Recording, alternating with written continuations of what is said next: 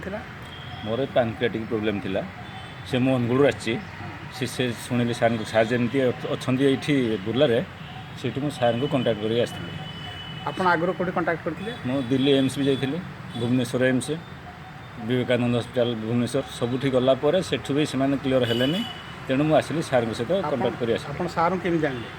सार को आमर से सड़ू थे से एयरफोर्स सहित सार सहित थे सहित मिसिकी से मत देते ना तेणु मुझे आसिक सार को कंटाक्ट कर ସାର୍ ଆପଣଙ୍କ ଦେଖିଲା ପରେ ଆପଣ ସାର୍ କ'ଣ କହିଲେ? मत सार देखिले कहले 2-4 दिन लगे तुम देख सब टेस्ट करा तुमर अच्छी असुविधा अच्छी मोर ये देखिले पैनक्रियाटिक प्रोब्लेम से आउ तो ये कहीं करूना ये तेणु सार कहले ना मुझे आप ऑपरेशन करी ଅପରେସନ୍ ପୂର୍ବରୁ ଆପଣଙ୍କୁ ସାର୍ଙ୍କ ଯେଉଁ ମେଥଡ଼ କହିଲେ ଜଣାଇଥିଲେ ଆପଣ?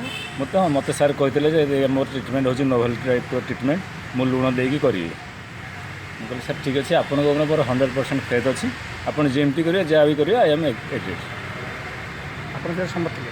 ମୁଁ ସମର୍ଥ ଥିଲି। ବର୍ତ୍ତମାନ ଆପଣ କେମିତି ଅଛନ୍ତି? ବର୍ତ୍ତମାନ ମୁଁ ୱେଲ୍ ଫିଲ୍ କରୁଛି ଖାଲି ଟିକେ ଦେହ ପତଳା ହେଇଯାଇଛି ଅପରେସନ୍ ପରେ ଅଦରୱାଇଜ୍ ଅଲଗା କିଛି କମ୍ପ୍ଲେନ୍ ମୋର ନାହିଁ।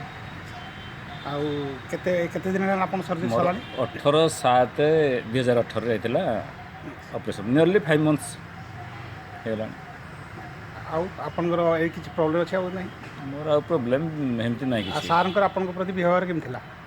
ସେଥିରେ ସାର୍ଙ୍କର କହିବାର ଅଛି ସାର୍ ତ ମୋତେ ମୁଁ ଅଦରୱାଇଜ୍ ହେଇନଥାନ୍ତି ଏଠି ସାର୍ ମୋତେ ଆସିଲା ବହୁତ ଭଲ ବ୍ୟବହାର ଥିଲା ମିସେସ୍ ବି ଥିଲା ସବୁ କିଛି ଥାଇକି ଆମେ ଇଏ କରିଥିଲୁ ଏଠି ଆଉ neat and clean B medical ଥିଲା ଏମିତି ଯେ ମିସେସ୍ ବି ସେ ମେଡ଼ିକାଲ୍ ମୋ ପାଖରେ ଆଟେଣ୍ଡ କଲା ଅଦରୱାଇଜ୍ ସେ କେଉଁଠି ରହେନି। ଆଚ୍ଛା ସର୍ଜରୀ ପରେ ଆପଣଙ୍କର ସାର୍ଙ୍କର ରିକଭରି ଦେଖିଲେ ତାପରେ ଫଲୋଅପ୍ ଆକ୍ସନ୍ କେମିତି ରହିଲା? ଫଲୋଅପ୍ ଆକ୍ସନ୍ ଏଭ୍ରି ଟାଇମ୍ ଯେତେବେଳେ ମୁଁ ସାର୍କୁ ଇଭେନ୍ ଫୋନ୍ରେ କଣ୍ଟାକ୍ଟ ବି କରିଛି ସାର୍ କହିଛନ୍ତି ତୁମେ ଏନି ଟାଇମ୍ କମ୍। ଆଉ କିଛି ପ୍ରୋବ୍ଲେମ୍ ଆପଣଙ୍କର ଅଛି?